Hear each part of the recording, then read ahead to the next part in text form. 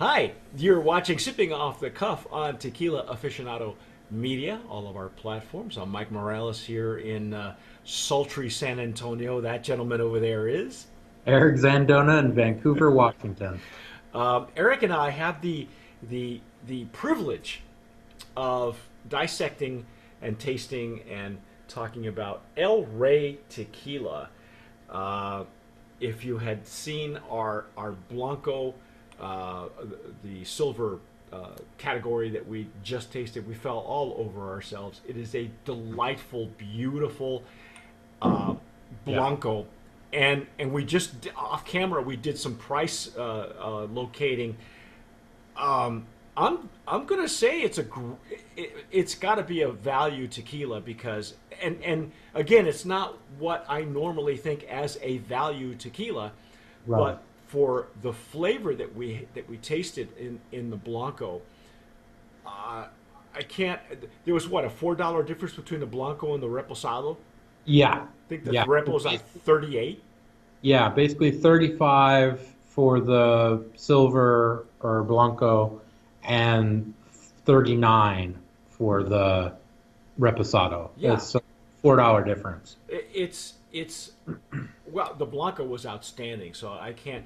The only thing is, of course, we have we have an issue, Yeah. and We're not crazy about this. we talked about this in the Blanco, but off camera we talked about the issue that we had that the Blanco is such a beautiful tequila Yeah. that there's no reason for I get that this is a crown, I understand that, but there's no, maybe they need to just get rid of the shot glass idea Yeah. because this is not a shooter, ladies and gentlemen. This is a serious sipper. Obviously, the San Francisco World Spirits Competition thought so and Mm. awarded these folks a silver medal. Yeah. So, like Eric said originally, don't let this keep you from trying what's Yeah. inside. Yeah. So, I am going to use my Estasel Jarrito. This is the one that I normally use for mezcal. I like to flip flop them, and Hmm. Eric's going to use his handy, trusty Glencairn. That's right. Again, this is What I got. the pacifier. Let's see what we got here. Ooh, whoa. So from what we can see from their website, the Reposado is aged for 6 months. They didn't really say what type of barrels, so it's assuming used American oak. Yeah, it did say American oak, but we're Okay. all going to assume that they're used anyway, because that's generally what. Yeah. Um, Now this got some nice lakes and pearls on this one. Mm-hmm. Yeah. Oh wow, that's really pretty. It's a light gold color. It's not very deep at all. No, actually, I like it. It's the color. It's got this light straw color to it. That's I think is nice for a Reposado.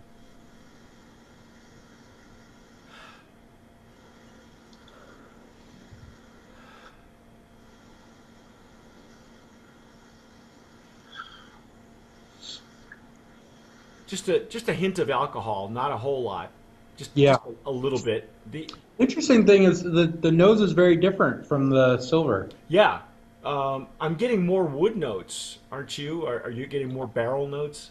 Yeah, there's more wood showing through rather than the bright like green fruit that you get from the silver.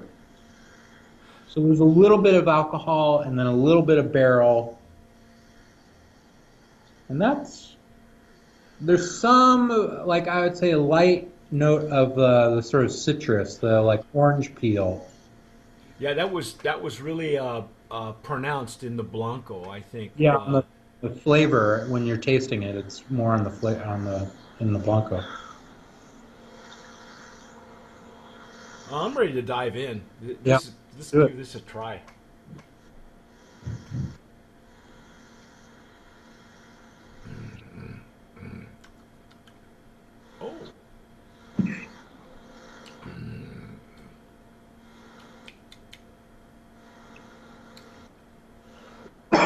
Excuse me. Oh, Getting off of a cold yeah, join the club. at that Wow. time.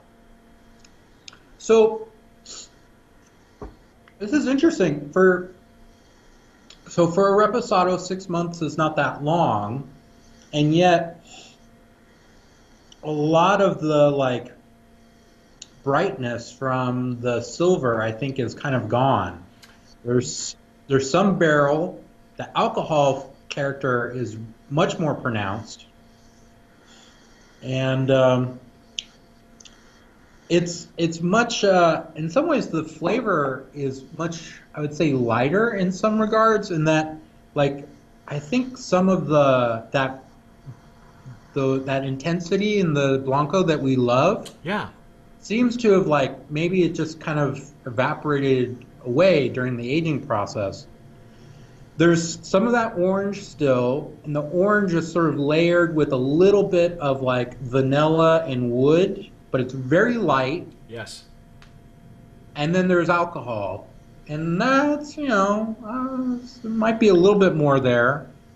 No, to be fair, too, we Eric and I struggled off camera we hadn't really opened these bottles, literally sipping off the cuff, Yeah. and because of the problem with the shot glass, these bottles are heavily shrink wrapped very tightly, and there's Yeah. no real seam, so you're taking a pair of scissors to it, and you're unrolling it, and it's like taping, it's like getting off the packaging tape and stuff like that. So they know that they have a problem, and so when they shrink wrap the top and the neck of the bottle, Yeah. you're struggling to pull that off, and so there's the closure is a synthetic closure. It's very tight, if you notice.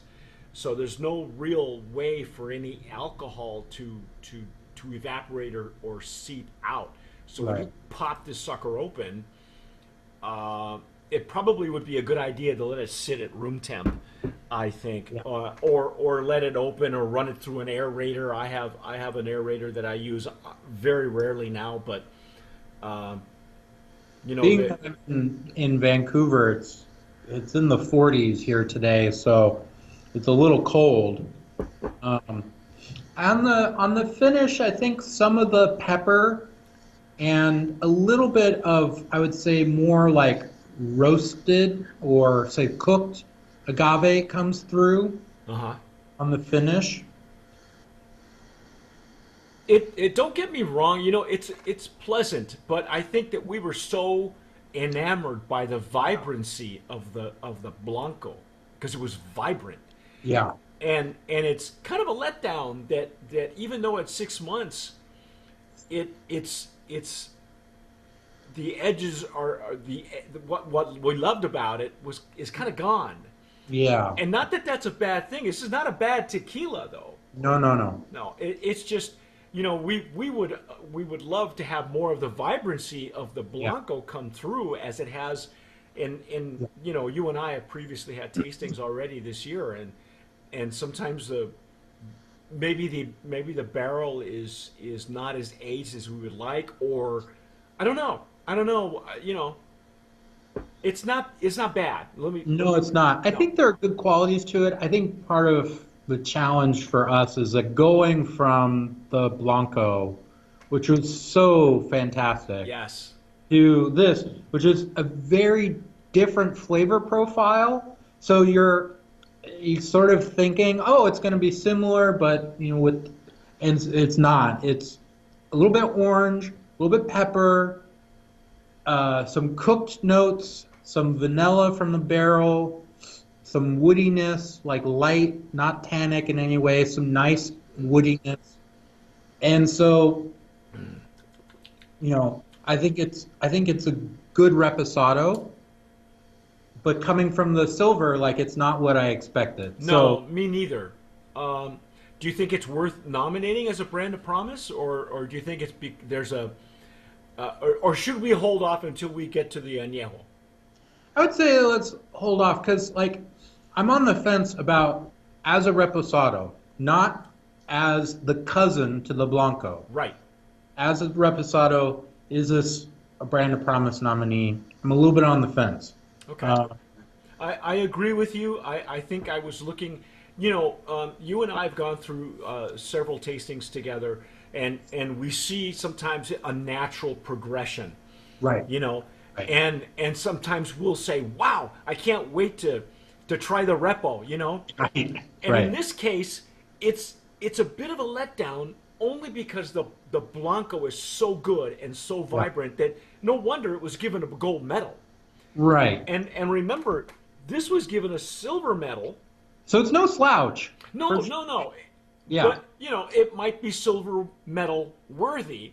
Right. But I agree with Eric. I think what I'd like to do is I want to see where the progression went Yeah. with the añejo before we decide that the repo is a solid, because with all of the tequilas that we've had up until this point, and I've said this in the last couple of years, the Reposado is making a resurgence. Hmm. It used to be an afterthought, Yeah. years ago, and I even talked to one brand owner who said, they go into the market with a Reposado, and Right. and that could be like commercial suicide because you can so mess it up, Right. and not that they messed this up, but it really feels like an afterthought. Kind of. I'm. It's a slight letdown. Yeah. I mean, part of it too is, I mean, when you're thinking about whiskey, which I know is a totally different Well, animal. this has got a whiskey. This has got whiskey overtones. So obviously they used a whiskey barrel as opposed to a bourbon whiskey. I'm Yeah. not getting. It finishes sweeter for me than, you know. But what I mean is, like, when you're making whiskey, you make whiskey to be aged. So when you're distilling it because you know it's going to go in a barrel for a while. Right. The challenge with tequila is it's often distilled for Blanco, and then some of that Blanco is just put in a barrel. And so the result isn't always like optimized. And so that's partly what might be going on. Mm-hmm. The distilling process that they're using, I think, is clearly optimized for their Blanco. It's beautiful. Like, they're getting fantastic notes out of that. Yes, I agree. And so it might just be that their particular tequila shows best, we'll see with the añejo, shows best as the Blanco, and then through the maturation process in a barrel, it loses some of its vibrancy. We'll see. We'll see. Yeah, we'll see. I think the jury is still out on whether it's the Repo is a Brand of Promise nominee, but not that we should discourage you from trying it because you Yeah. guys might like it. You might like it. It, it, it there's just it's not what we expected as far as a natural progression where the wood is presenting notes of agave. Yeah. It's odd for me. What I find odd is that the Blanco is so vibrant Yeah. that I'm wondering why it's not shining through in this wood when it's only been in there for 6 months. You see that there's some incongruency there. Yeah. I don't know. I mean, part of that might just be the longer period in which it's sitting. It's hard to say. But that being said, like, if you are the type of person who tends towards more of a reposado or añejo tequila, and you like orange character in your, like, orange citrus peel kind of like character and the flavor and I mean, I think it's got good qualities for people who are looking for this sort of thing. This, I think, would show well in a margarita with a reposado. Again, you wouldn't really need the orange curacao, just a little bit of sweetener and some lime juice. I think this would still show well as a repo margarita. Yeah. Or even a good Paloma for that matter. Yeah. So I think it does. It has some really nice qualities to it. Just it's very different from the Blanco. Yeah, So it is. The progression is not it's not what we had expected, but yeah, but be that as it may, I think our jury is still out on whether this is a brand of promise or not. But stick around, folks, because we are going to be tasting and dissecting the El Rey Añejo tequila, and that might help us make a decision one way or the other. yeah. Again, silver medal in the San Francisco World Spirits Competition in 2017, so it's not a slouch, obviously. The guys at San Francisco thought this was definitely worthy of a medal, but Eric and I are going to hold off on our decisions, but for now, that's our take on El Rey Reposado. You have been listening and watching to Sipping Off the Cuff on Tequila Aficionado Media, all of our platforms. I'm Mike Morales here in San Antonio. That gentleman there is. Eric Zandona in Vancouver, Washington. And again, wherever you are, if you're watching us on YouTube, you're probably hearing the jets flying overhead because we are in the flight pattern of one of the Air Force bases here in San Antonio. But anyway, and if you're listening to us, on wherever you download your podcast, please don't drink and drive. Let us do that for you. But whatever you do, tomar sabiamente. Sip wisely.